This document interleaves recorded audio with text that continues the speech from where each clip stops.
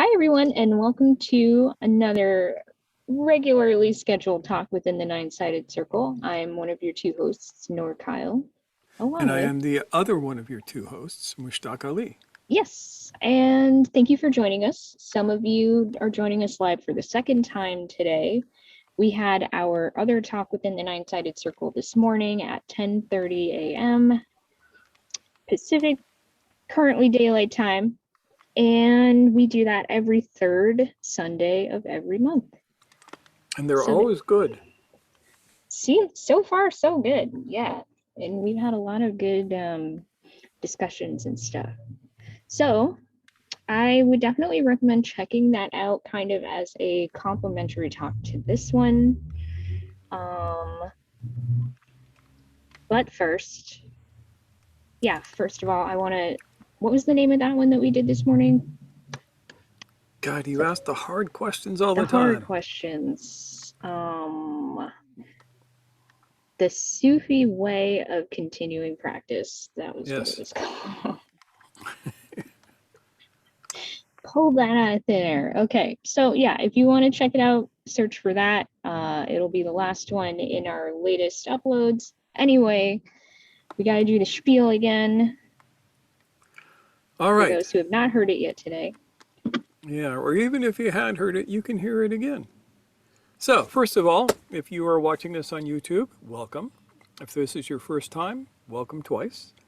And we would ask of you to kindly consider liking this video because it does wonders for us being noticed in the algorithm if somebody likes the video. I mean, like it even if you hate us. Just to do it to mess with the Google company. And consider subscribing. We are having a subscription drive right now. And at some point there will be amusing prizes. But the whole point of the subscription drive is we need to get to 1,000 people. And we're more than halfway there now. We are getting people coming in. But the reason we need to get to 1,000 people is so that you don't have to watch commercials. Right now, YouTube and Google are forcing commercials onto our channel. We have never been monetized. We've never wanted to be monetized. We would like this to be commercial free. And the only way it seems that we can do that now is to get to be Google partners and then manually demonetize our videos. It's either that or I have to talk about things that go against community standards, like how terrible the advertisers are who try and advertise on our channel and how much they suck and how you should never ever buy anything from them, not even once, because they are terrible, bad, horrible, no good people. You're gonna get us deplatformed. Careful.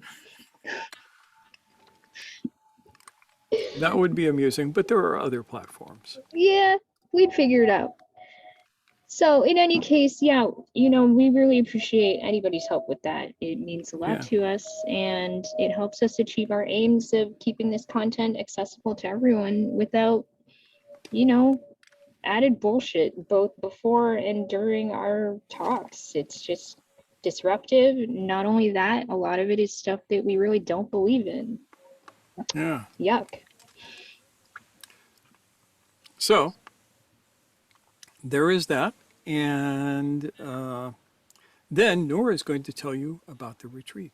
Yes, the retreat. Yes. Okay. So for those who don't know, we have done we did a virtual retreat last year, and we're doing another one this year. And it is going to officially be from November 1st to November 30th, but we are doing one like group session where we have like Q&A and talks about the material and such. We're going to have one of those on Saturday, October 30th at 6:30 p.m.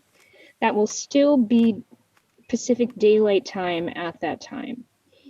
And our plan is to have those group sessions alternate each week. We're going to have 6 of them. So it's going to be 3 at that 6:30 time on Saturday evenings, and then 3 others on Saturday mornings at 10:30 a.m. Pacific daylight shifting to standard time at some point in early November. So we hope that those will be good for everyone to participate in at a time that works for them. And we're going to record those sessions for people who are on the mailing list who have signed up formally for the retreat. And you can do that in the link that I will be putting in the description below. No one will miss anything because you'll be able to see it on the replay if you can't show up at those group times. But if you're feeling ambitious, feel free. Feel free to come to all of them. It's up to you. The thing about these retreats is that everything is optional. Everything is voluntary. Of course, everything we do, we recommend doing. However, you get to tailor your retreat to your own needs. Am I missing That's anything, Mishtak? Just the emphaticness of you got to do it yourself. We can't just tell you how to do this Yeah. and you go along like little automatons. We Right. don't need that. Yeah. However, the benefit of doing a retreat like this is that you do get the community experience of it. That's the nice thing. That was one thing we heard a lot of feedback on last year, that everyone really appreciated that aspect of it. And I send out a booklet like a week or so towards the, it's an informational packet basically that adds on to the description that I provided on the sign up page. I think it will contain the readings that we're going to be doing, or at least, you know, Yeah, links it'll to contain those. the readings and it probably links to other fun things. Yeah, and we're also going to be doing our reset way of eating, which means like we try to cut down on simple carbohydrates, sugar, you know, added sugar specifically, and all of the details of that and why we're doing it will be in that packet. Yeah, and it's nothing extreme. It's like eat healthy, eat clean, and you'll be fine. Yeah. And we do know that Thanksgiving, at least in the US, occurs during the month of November. So, you know, it Yeah, is and left you are up to allowed to you eat terrible things to on do that. Thanksgiving, Yeah, to participate fully in that holiday if but you only so if I get desire. a slice of pumpkin pie from you. Oh, that reminds me. So yeah, we are hosting it. You know, we are stewarding this thing for free, but we do welcome and encourage $10 minimum donations from people who choose to participate. So thank you very much in advance for that. That Yeah. helps us keep doing what we do. Yep, as Nora says, it keeps the lights on. And it would suck if the lights went off right now. You'd be looking at a dark screen and hearing scratchy voices Boo, or no boo voices. to that. Yeah. Yeah. So I definitely am welcoming questions about that. You can message me privately or Mushtalk. I you know, that's kind of something that I tend to take the lead on. So yeah, any and all questions are welcome. And with that, I guess we can get to the topic at hand this evening.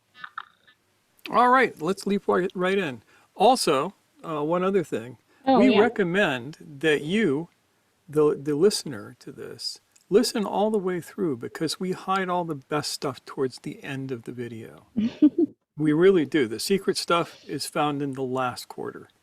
I feel like all the juicy conversations tend to happen then. Yeah. Yeah. Okay, now feel free, leap in.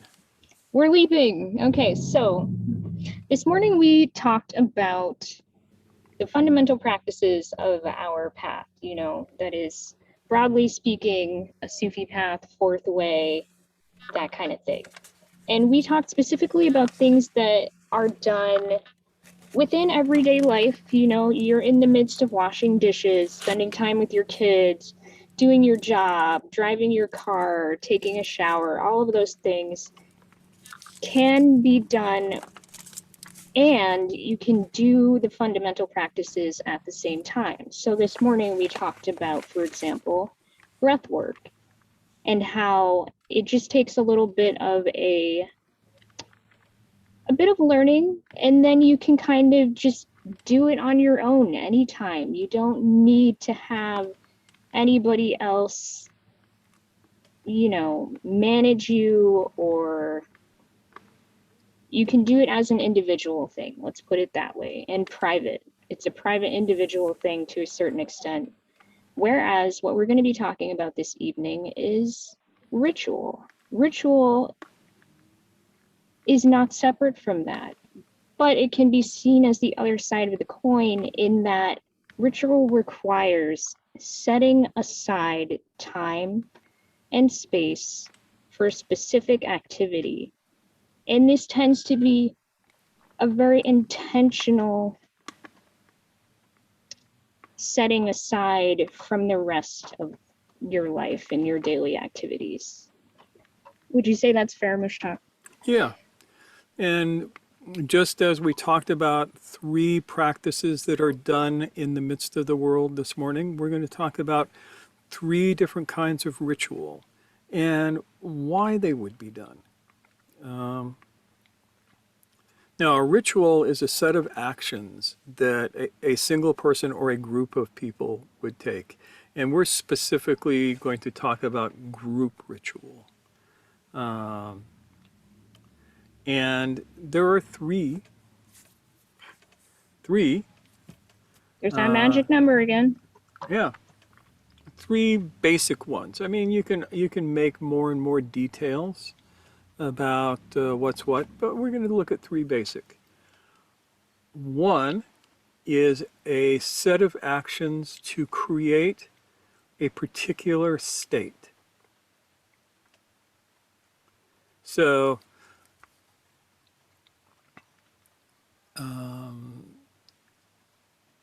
this is where, well, an example is the traditional Sufi ceremony of zikr, or dhikr, where you get a bunch of people together and they're going through a lot of chanting and a bunch of singing and a bunch of physical movement. And this is all designed to produce a state of awakeness, a state of moving away from the ego and experiencing the divine. And then there's a lot of eating, which is important. But is there pumpkin pie? Sometimes there's pumpkin pie. Okay.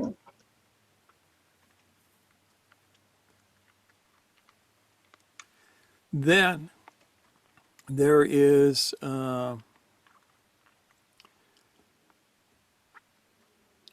ritual designed to accomplish something, to create an effect in the world. And the whole thing of this came about because Nora was commenting about a friend of hers who said, I don't get ritual. I dislike the idea of a bunch of people doing the same stuff. Yeah, they were very averse to that. And I commented, obviously this person never played a game of tug of war. And the thing is that human beings are designed to work together. Yes, we can do stuff by ourselves, but we are at our best when we work as a group. We're pack animals. We're tribal. We do that. We get together as a group and we move mountains, build pyramids, send human beings to the moon. It's the nature of the beast. So, an example of this is the Mev Levisama.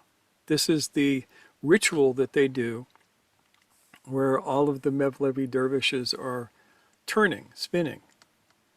And while to the unenlightened eye, they may look like they're just spinning in circles in weird patterns, to somebody who understands what's going on, what they are doing is creating the possibility for higher energy to be brought to the lower. And this is done through very specific ritual actions that culminate in the fourth salam, the fourth part of it, where the sheikh comes out and turns in the center with all of the dervishes spinning around them. And what he's doing is acting as a step-down transformer for that energy and sending it out into the world.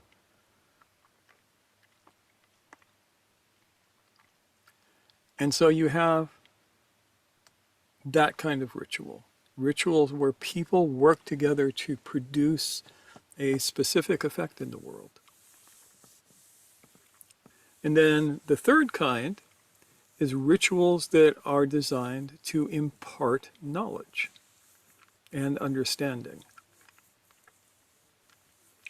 Some rituals are like encyclopedias or books on a particular subject. As you do them, you learn things. And so these are, according to me, the three basic kinds of rituals that you run across. You can divide them in a lot of different ways. We could argue for hours about this aspect or that aspect. But just for the moment and for the brevity of the thing, so we aren't still talking at midnight, we'll just go with these three. So, any questions on these? Thoughts?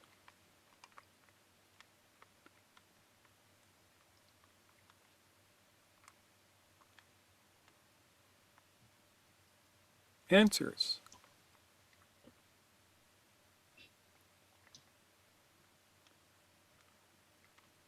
Well, Yeah. one thought, Yeah, go for it, Nancy. which is that ritual might be one of the things that most easily gets sedimented. Yeah. Religion can get sedimented. Quasi-religion can get sedimented. Politics can get sedimented. We have as much ritual in the political sphere as we do in the religious.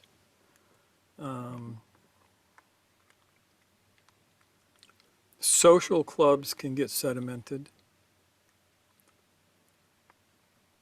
You know, here in the States, we have all sorts of interesting social clubs, often animal totem clubs, the elks, the moose, the eagles, you know, and people join them and do things.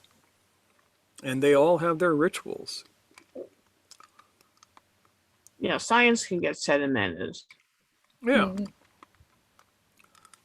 And science has its rituals too. I mean, what is the scientific method if not a set of ritual actions that you perform on an event? Scientists might take exception to that, but I don't care.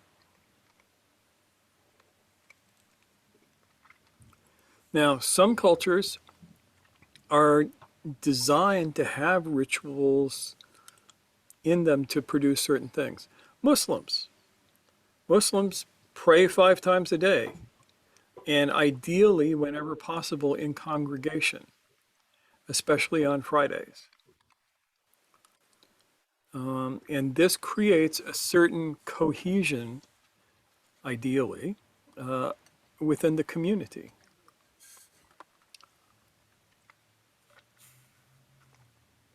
And if everybody were actually doing their prayers, as opposed to feeding their donkeys, as Al-Ghazali would say,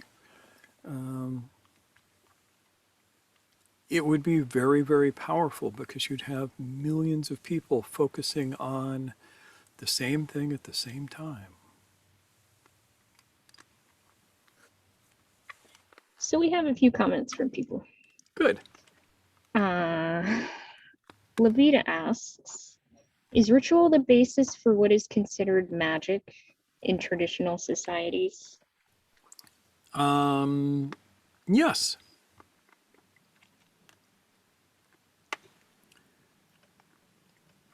And Jayesh has a question.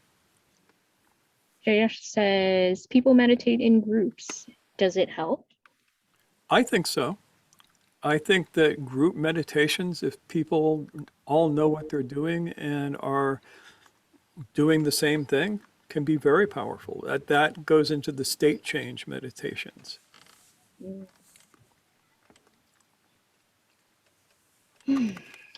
Aaron asks, do rituals necessitate an awake state at any point to be done? The real ones, yes. The ones that are just going through the motions, not so much. My theory is that all rituals were created to produce and act in an awake state, which is why meditation circles can be so powerful. Because you got everybody there, ideally entering into the awake state, holding it for as long as they can, going back to it, and creating a synergy of awakeness. Now, if you want to actually affect something in the world through ritual, which is kind of what magic is, you have to do it from the awake state. Because without awakeness, there is no will. And as old Uncle Alistair defined it, magic is the affecting change in the world through will.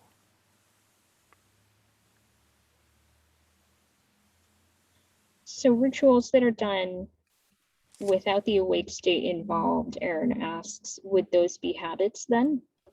Yeah, oftentimes. We see this in the Muslim world a lot when you go to Jummah prayer and everybody is just working hard to get through the words. Yeah, they aren't even thinking about what they're saying. They aren't listening to what anybody else is saying. They're just getting through it as fast as possible. Same thing on other prayer days when, it's just the family or whatever is going on. It's like, let's get through this. Those are worthless. And I think that may have been part of what my friend found, in their words, creepy about being in the midst of a ritual in which they were obligated to participate, was that it's just rote. It's not really, it doesn't move them to that deeper layer of understanding. Yeah, and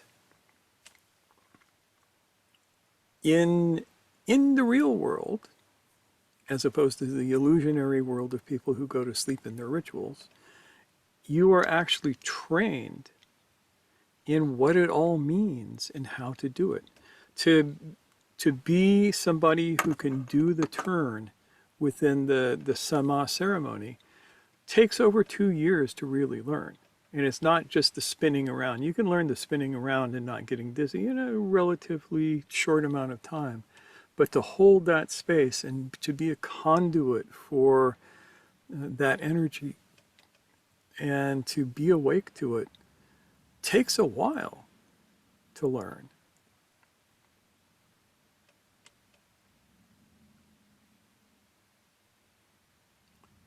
We have everybody so quiet. Well, I realize we don't really talk about this subject matter much. No. I mean, we are pretty much a very unritualized group. But even we have particular rituals that we do for the people who are actual Sufis, who say, yeah, I want to be a Sufi, get initiated in that. Then there are rituals that are done, ceremonies.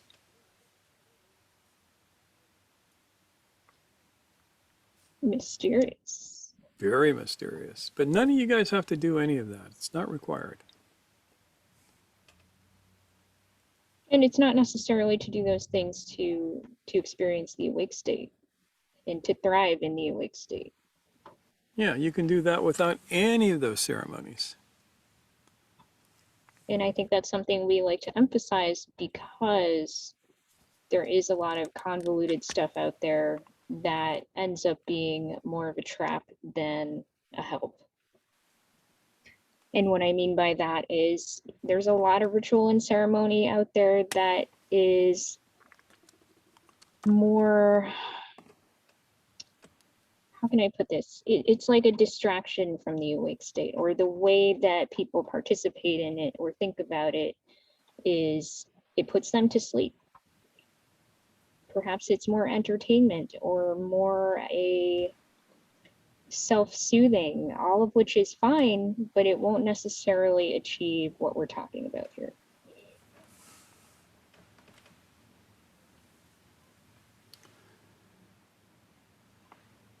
Yeah. And going through them in a rote manner does not bring anything. For example, one of the rituals of the Catholic Church is confession.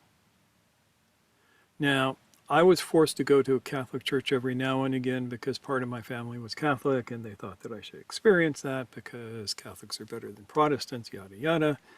And so I would get in there and, you know, bless me, Father, for I have sinned. It's been 2 weeks since my last confession. And then you say, well, what are your sins? And I try and think of something that I actually consider a sin. I lusted after Mary Sue in class the other day. But I don't consider that a sin because she's really sweet and she's nice and I'd love to cuddle up with her. And I don't feel bad about that at all, you celibate asshole. I didn't say that out loud, but that was what was going through my head. So for me, in order to confess something, I have to feel guilty about it. And I did not feel guilty about Mary Sue at all.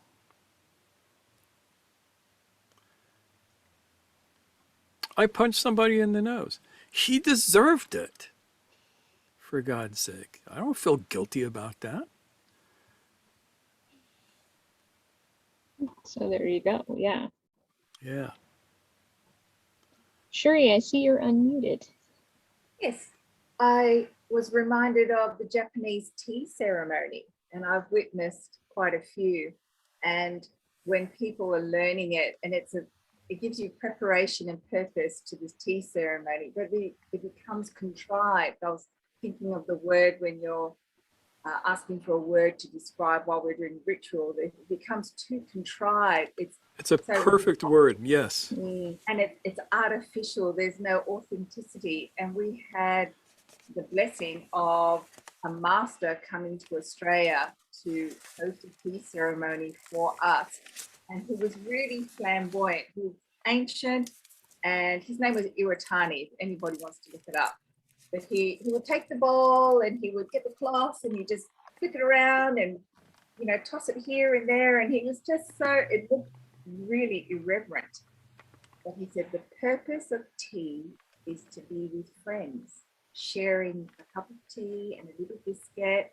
And it's that hospitality and the friendship and the bringing together of people. It wasn't meant that we were so rigid that we only ate when this person ate and then that person ate and then that person ate and then you sit and then you just put it down. And it was just too awkward and not relaxing and not as enjoyable as when the master Iwatani did it and just come together, sit down. And he was just so different from everybody else. And yet he was the master, but no one seemed to follow his example, which was so funny. But he would joke and be just a delight to be with in that ritual.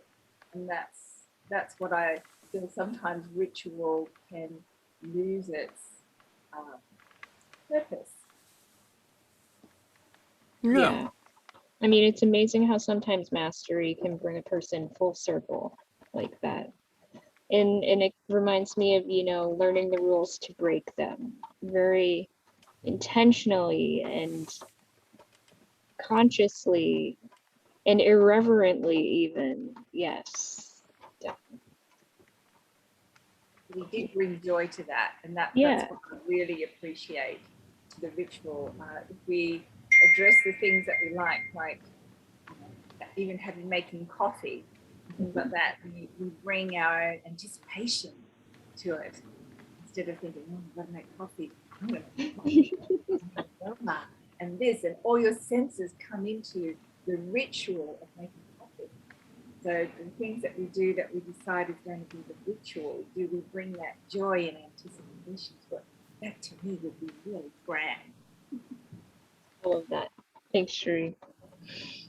All right, so we have a comment from Sydney, or question. Can you speak to the topic of doing, quote, the work? You know, that's a phrase we use a lot, as a ritual, meaning outside of life setting.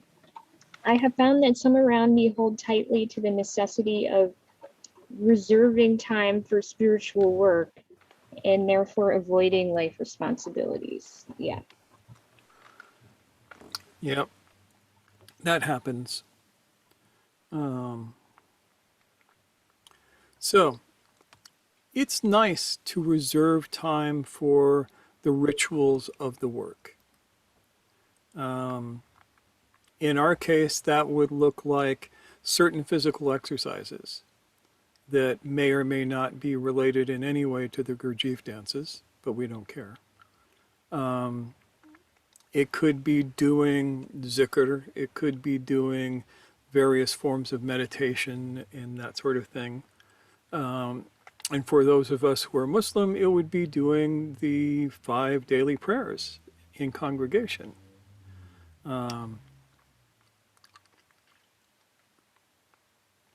But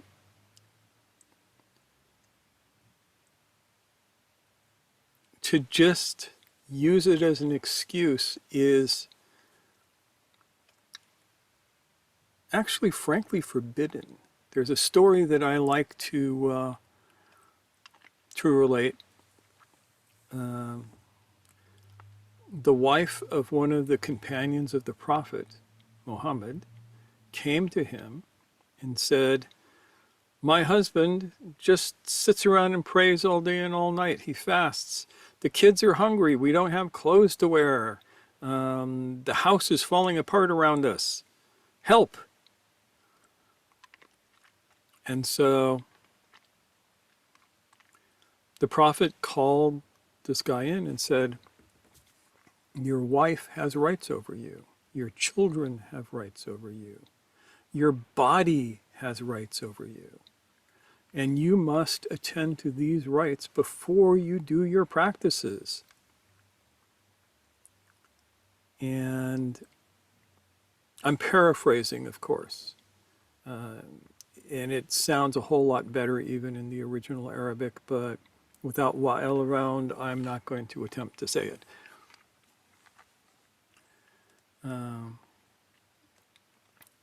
And that is an essential to the path as we understand it.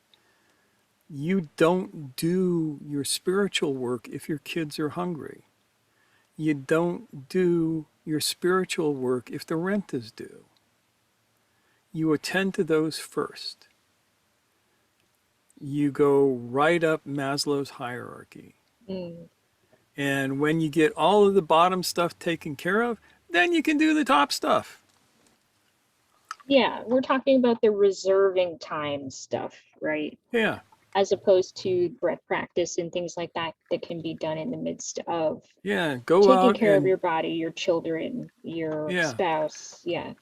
do your breath practice while you're harvesting your garden or, doing whatever work you need to be doing in any of that. But the reserve times are for when you have taken care of everything else. It is not the first and most important thing. It's the last and most important thing. Yeah. I mean, that kind of reminds me of early on in my spiritual life. I think I had this sense of wanting to opt out of the real world. And for me, I think that wasn't necessarily an authentic calling to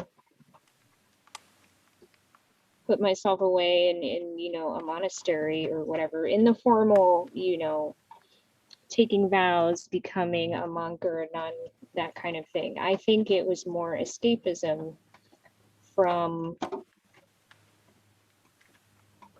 what would otherwise be major responsibilities. So I do think there is a danger in using spiritual work as an out for things that are also really important.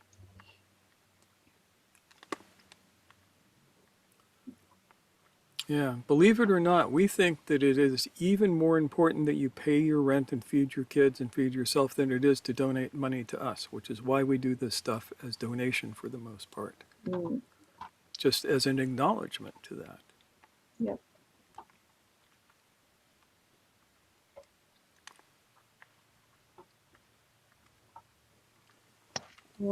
Okay, so Mr. Keem asks, what do you think about the importance of having certain time every day to do practices like Salat. Shalat compared to just doing it when one feels like doing it?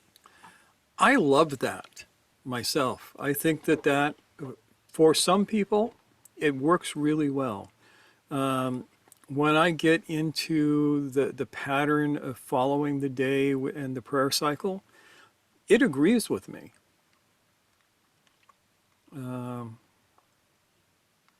I like it a lot. I suppose for some people it wouldn't be as comfortable, but I love having certain times when I take a moment to do these things. And I feel the loss when I don't.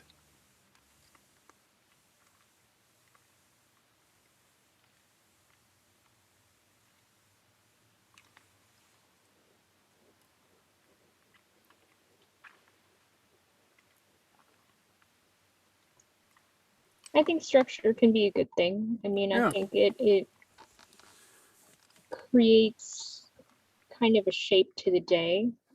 I think a lot of us, especially probably during lockdown, have struggled with a sense of, I think as Mushtak put it recently, blobbiness. Yeah, Yeah. like just a lack of structure. And creating that structure for ourselves can Yeah. indeed be beneficial. Yes. Yeah. So the thing for me is, does it work for you? If you create a structure in your day where you have certain set times where you take a moment to do whatever practice it is, does that work for you? If it does, do it more. If it doesn't, don't do it so much. Yeah, whereas for other people it can make them feel really like pressured and guilty if they aren't able to consistently keep to those commitments in a way that is counterproductive, and it becomes sort of pathological and stressful, you know, in a very, it makes things worse rather than better, and the goal is to make things better rather than worse, right? Yeah. So sadly, we don't give dogmatic answers like that. You have to do it this way or that way. Our answer is always going to be try it and find what works for you. And you will know what works because you will experience more awakeness, Mm. more opportunity to be awake and to be present.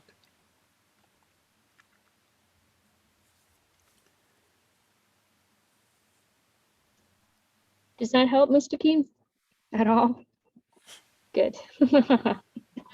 Some people get frustrated with answers like, I don't know, what do you think? So, you know, there you go.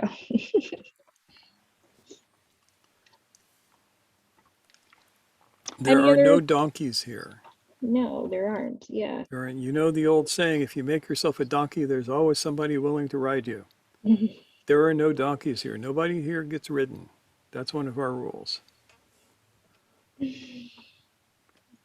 Anybody else have any thoughts or questions so far?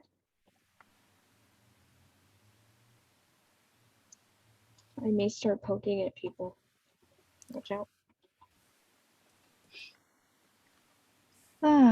Dave,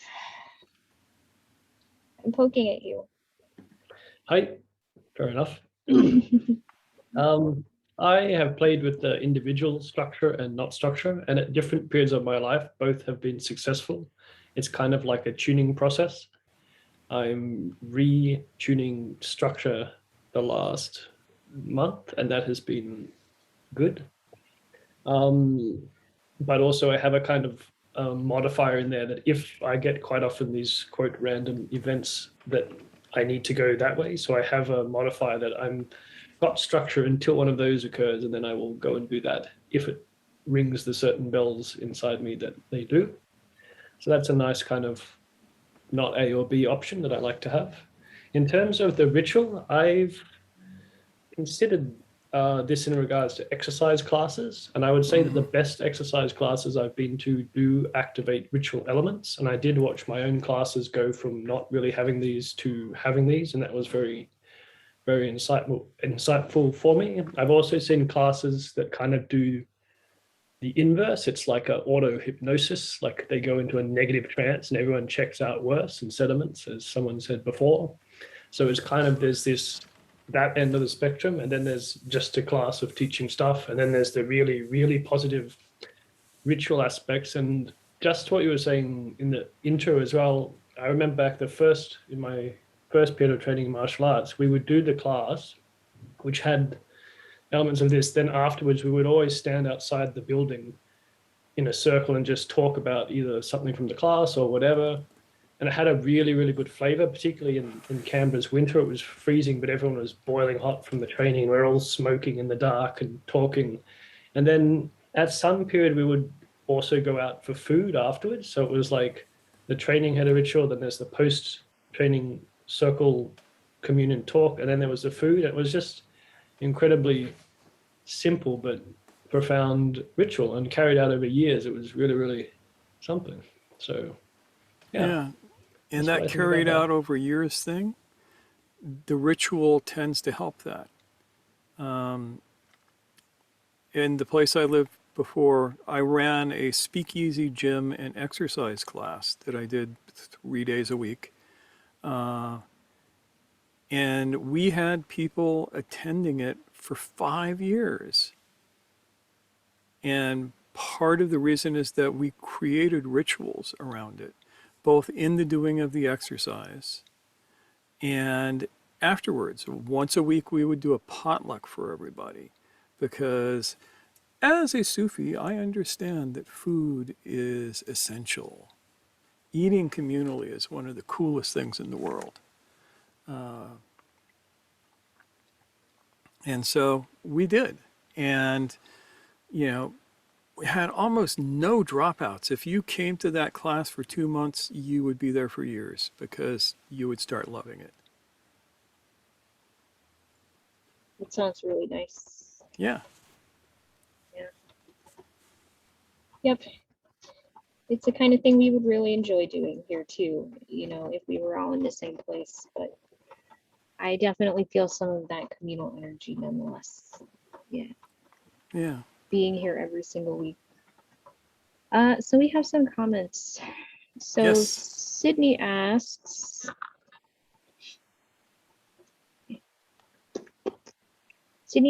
so what is the importance of the ritual in an effect to the journey or path? Does it act as a sort of super effort? It very well can. And depending on the ritual, it will. I grew up in a particular religious milieu where church lasted from sunset to sunrise. You stayed up all night. And you didn't sit in any comfortable pews. You sat on your knees or cross-legged on the ground that whole time.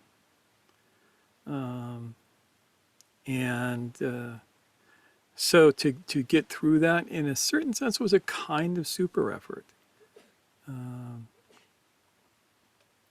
And to keep yourself present for the ritual aspects of that particular ceremony. And that's all it was very specific ritual actions that were carried out throughout the night.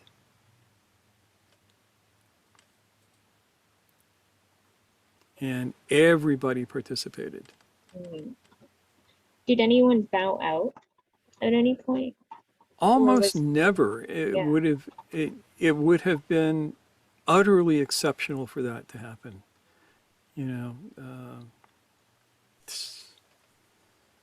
I can think of a couple of times when it happened because it was so unusual. But you're trained to it. You learn how to discipline yourself to the thing, and if you're participating in the ceremony, then it is a lot easier to make that effort to stay up all night, to stay present, to do what you need to do. You're part of it, right? Yeah, yeah, You're an active participant who is important yeah.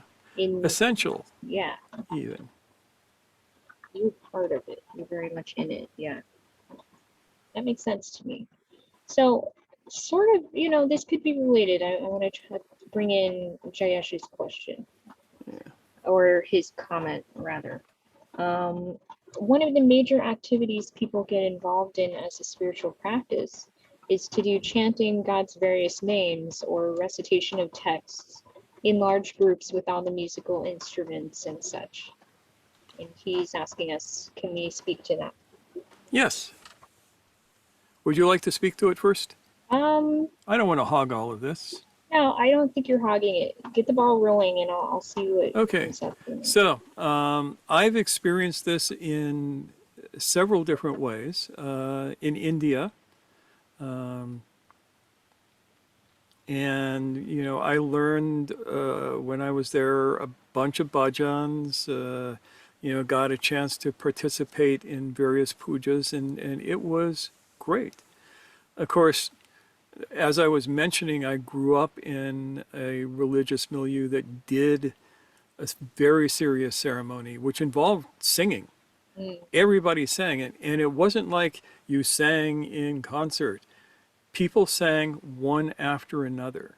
Everybody's sitting in a big circle, and this person sings, and then this person sings, and then this person sings. And it's up to them, the songs that they sing from a very specific musical set. And you're accompanied by a drum and a rattle. And of course, Sufis. We love to sit around and chant the names of God. I mean, that's where my experience comes in. Yeah. For sure. Yeah. And that is something that can be very powerful. Now, the thing is, though, it only works if you're paying attention to what it is that you're saying and the meaning of it. Mm-hmm. And this is where the problems come in.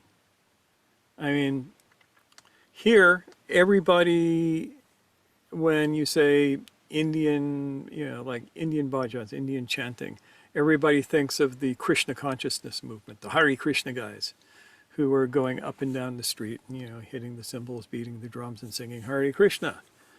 And if you listen to them, after a while, most of them are not singing, Hare Krishna, Hare Rama anymore. They're making a sound, and it's like Robin Williams described this phenomena as one long vowel movement. And you stop thinking about what you're saying and you're just making noise. Yeah, like you're not attuned to it. You're just kind of on autopilot. Your mouth is moving, you're making sounds, but you're not engaged with it at that point. And what's worse, you're taught to make the sounds and you're never told what they mean. Yeah. I mean, that can happen with Quran. I mean, you have these so-called madrasas around the world, and they're teaching Quran. What they're teaching is to make the sounds of the words on the page without knowing what they mean. Yeah, you can get in people this who particular way. Yeah. And it doesn't matter what it means, just do it. Yeah. Yeah. Like just making the sounds is what you're after. And I say that it's not. I say that you have to know what it means. And there's some times when that turns out to be pretty funny. So every now and again, white folks would come to our church, and some of them would participate. And there was this one time, I wasn't there, my father was there, he told me about this. There was this one white guy, and he only had one song, and he sang it every round. and it was in Arapaho. And after the ceremony, my father's, one of his closest friends, who was also Arapaho, came up to him and said, "My friend, that was a nice song. Do you know what it means?" And he said, "No, I just like the sounds." And he said, "What you were singing was how much you liked your husband and how well he treats you. Just thought you should know." And he walks off. Oh, how heartwarming. Yeah. Yeah. Yeah, that sounds about right though.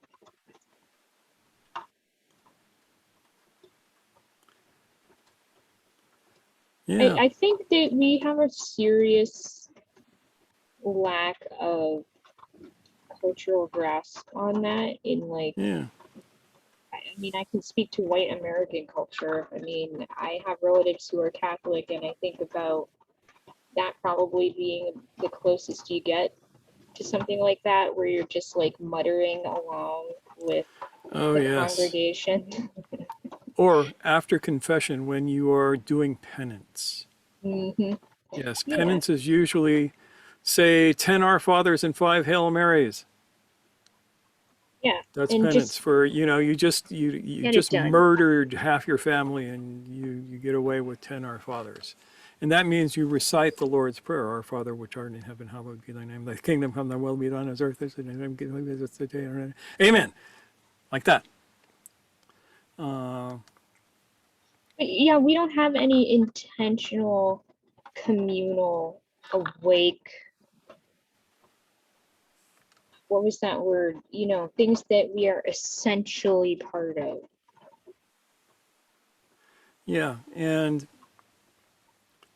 the worst, stupidest move that the Catholic Church ever did was taking the Mass and this service out of Latin and putting it in the vernacular of the area, because in Latin, at least it sounds good, but in English, all of the theological problems come glaring through.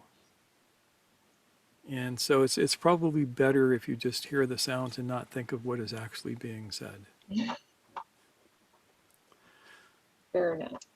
Yeah. But Sydney has a question here. Yes, Sydney has It's a a good question. question. She asks, does ritual begin with intention, attention, and presence? Is that how one can craft ritual towards something? Yes, absolutely the case. When you do the traditional Islamic prayer, the salat, the very first thing you do before you ever say a word is that you make the intention to pray. And, it can be very, very specific. I make the intention that I'm going to pray 4 rakats of prayer because of this or that. Or you just make your intention, I'm going to do my evening prayer. I'm going to do my morning prayer. But yes, it all starts with intention. A ceremony or a ritual that does not start with the intention ain't going nowhere. And then your presence has to be there. It has to be there first before you even make your intention. And your attention has to be there to make sure that you stay present. Don't fall asleep, Yeah, don't fall asleep. literally or, metaphorically. Because you could do both, right? I know during Yeah. Zikr, I've gotten kind of sleepy. Yeah.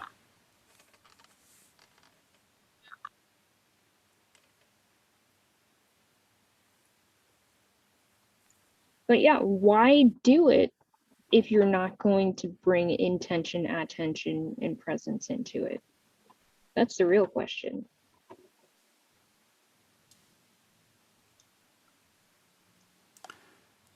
Yeah. And it goes for even when you're not doing an active part of the ceremony. So let's say you're sitting there and somebody is reading the Gita in a beautiful voice.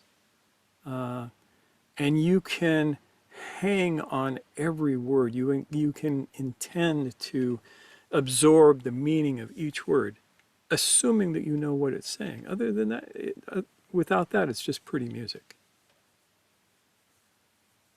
But you can intend to absorb the meaning of each word as it's being said or sung.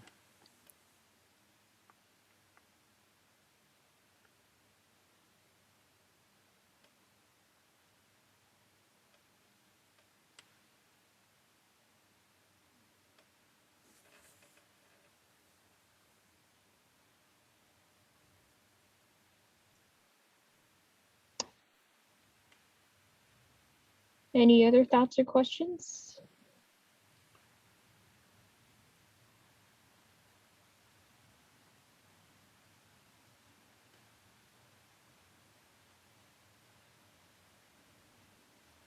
Sorry, I was wondering how ritual to increase knowledge works. How would you make it work? How would you design a ritual to increase knowledge? Well, I've got that in the Qigong in the sense of it increases kinesthetic awareness. Okay. I'm not sure about other kinds of knowledge. I mean, study, perhaps, thoughtful study, which could be done with other people. Yeah, you can do it by yourself. It's way better, I think, when you're doing it with other people. Mm-hmm. And that might include sitting in a circle and passing the book around and each of you reading from it. I love doing that. I love doing that too. It's great fun. And then the ritual discussion afterwards. Mm-hmm. What we're doing right now. Yes. Yeah. I'm glad to If hear you say wanted that, to Jonathan. buy a new car, you can actually do a ritual for a new car. Did you know that? And it will get you a new car if you do this ritual correctly. It guarantees that you will be able to get a new car. What would that look like? This actually connects into the law of due diligence. I've done this ritual before. And what it looked like is once a month, I would take the amount of money that I would have used for a car payment and I would put it in a special bank account. And then I would say a blessing over my deposit slip and intend for that money to bring a car to me. And I would do that every month.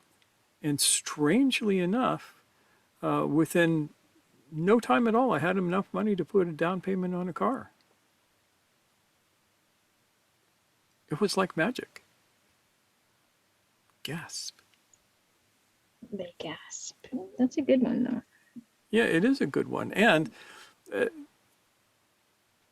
synchronistically, I also received an influx of money that I had not been expecting from something that was actually quite surprising, which also went to getting the new car.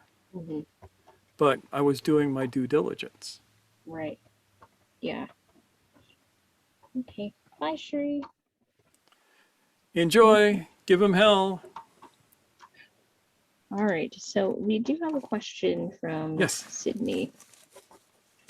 Again. Good. So it seems to me that ritual doesn't have a time element. Like a ceremony can be a one-time event, while salat, that is the Muslim prayer that happens 5 times a day, happens every day, multiple times. So then is ritual somewhat defined as an intentional activity? Yes. An intentional activity with a set of specific actions. And it might be do it once. It might be do it every month. It might be do this process and when you're done and you never have to do it again. It might be do it 5 times a day, forever.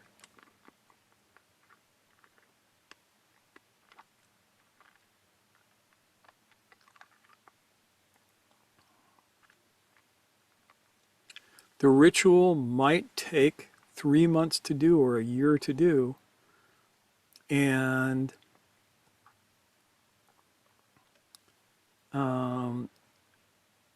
involve many sub-rituals.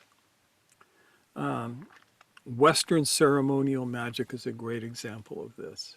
For instance, there is a ritual by which you can obtain knowledge and conversation with your holy guardian angel, which is found in the book of Abramelin the Mage, a Sephardic Jewish philosopher and mystic of the,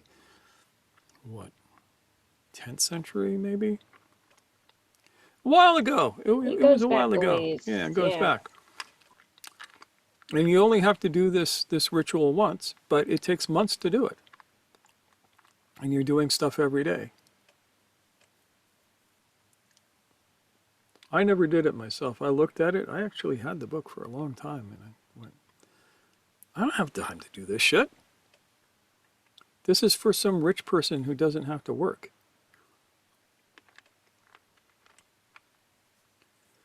Now that's the other thing. Some rituals are easier to do than others.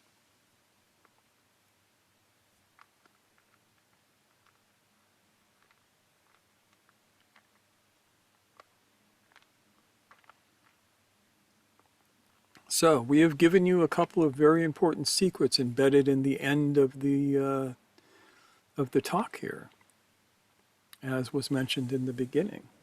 We have just told you how to manifest things in the universe, which is think of what you need. Create the ritual actions that will draw that thing to you, including depositing money in a bank account if that's appropriate.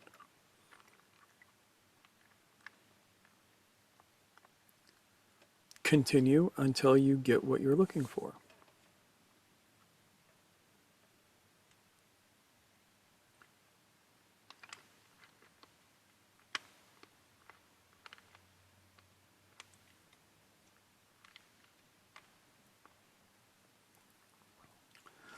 So there you have it.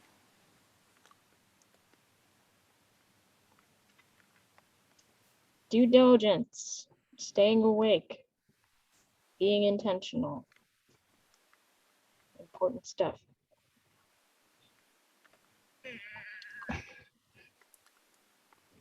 All right, David says, if you are part of a group ritual that further sediments you upon completing it, how do you affect change within it so as to have it sediment you and others less? That's interesting. And there is no option to just leave. He's adding that as like a parameter for this question. Yeah.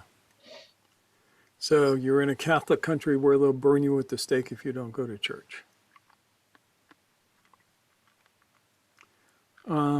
That's a hard one. Basically, Dave says LSD in the communion wafer. you know, it does look a little bit like a blotter.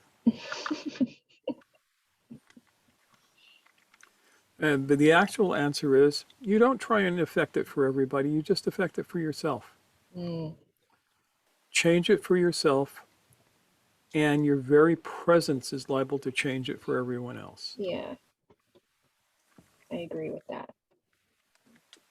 Because you can't force anyone else. And if that doesn't work, LSD.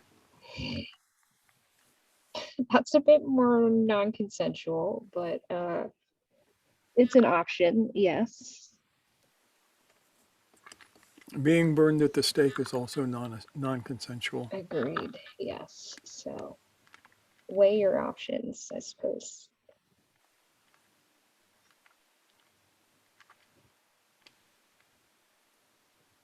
We've had some very good questions tonight. Thank you. We've had some excellent questions. And I was a little bit nervous that this would be a topic that people might not have gotten into. I love the way the colors change when I do this.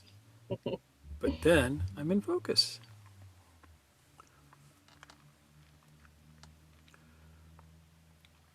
So that's what we got for tonight.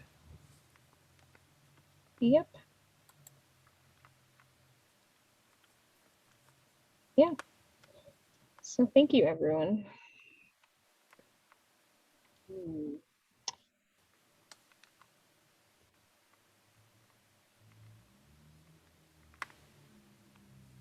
I don't want to put anyone on the spot so much this evening because I know this is kind of a big topic that some may have more experience or comfort with than others. But yeah. I have one last thing, actually. Yeah, It's go popped for up. it, Dave. I came from the hometown I came from, and my culture is like incredibly unritual Mm-hmm. based and very adverse to it in the ways that people are. Yeah. But in a weird way, I think it makes people susceptible to the sedimenting rituals. The fact that they're antagonistic towards, say, religious rituals on a conceptual level, Mm-hmm. it makes them prone to secular rituals that they don't understand, or rituals that are negative rituals. Yeah. What, if you don't mind me asking, and if you do have an example, what might be an example of that? Oh, like just people getting into like certain like exercise cults that are not viewed as that by their members, but are that. And they Yeah. do sediment. If you watch what happens to the people as they do the Something. class, it just Mm-hmm. down it goes. Yeah, we have a cult of exercise like that here that shall not be named, but ends with fit.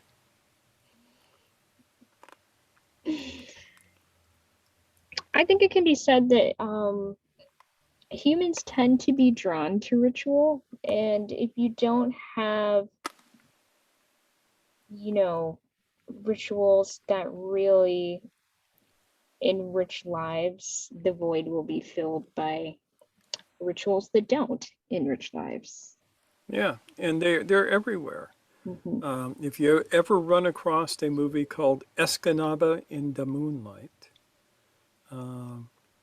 it is a send up of the ritual of hunting in northern Michigan, and it's a total ritual up there. Escanaba is a town in northern Michigan, and it's hilarious and irreverent, and at the same time, it shows you how people create rituals around things that are otherwise mundane. Baseball comes to mind. Yep. Most families have various holiday rituals. Mm-hmm. Like for me, it's not Thanksgiving unless I have at least 3 pumpkin pies.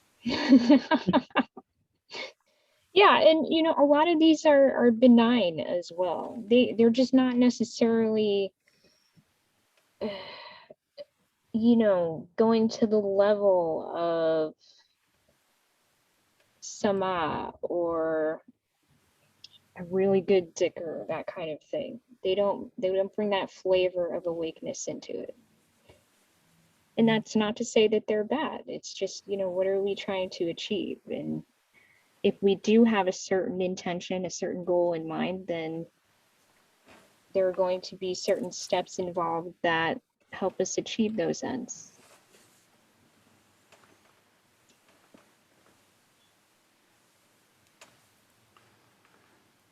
All right. So it is time to go to Brady Bunch mode. Yeah.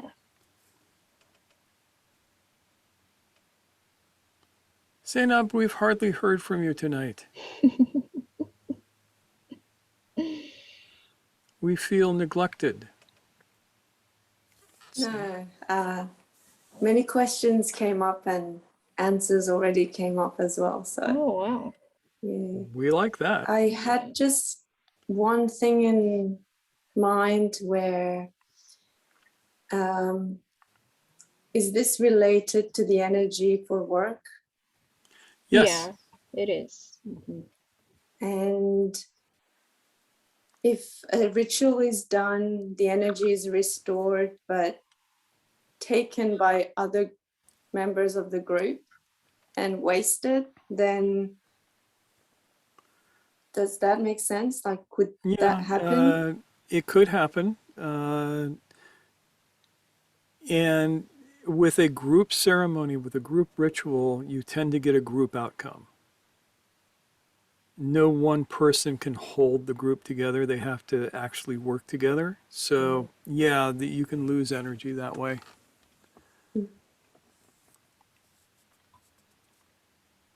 That's a good question too. Thanks, Zainab. Yeah, that's a really good question.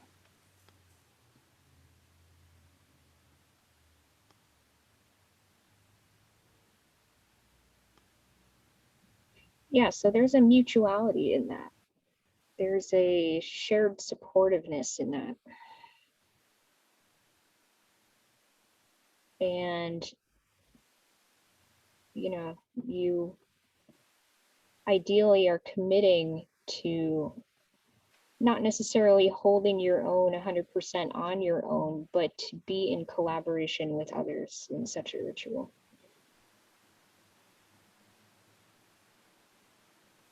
As Mushtak was talking about, everybody's essential in that situation.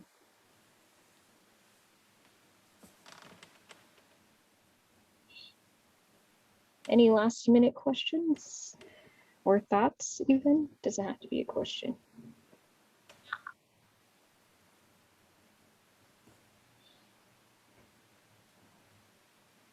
Lavita, do you have any thoughts you'd like to share maybe?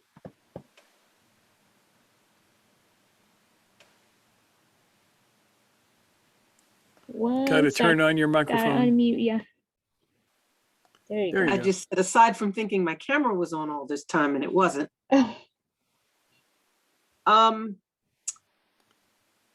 I agree with Dave with the rituals, because it seems like we have them, we just don't call them rituals, we call them habits or patterns or Mhm.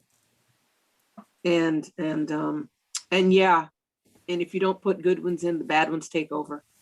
I always think about that that thing they talk about with alcoholism, that it's not the quantity, it's the fact that you have to have it. Yep. So when people come home and they have that glass of wine, they have to have it at the end of the day. It's a daily ritual thing. So yeah, it's given me a lot to think about. Cool.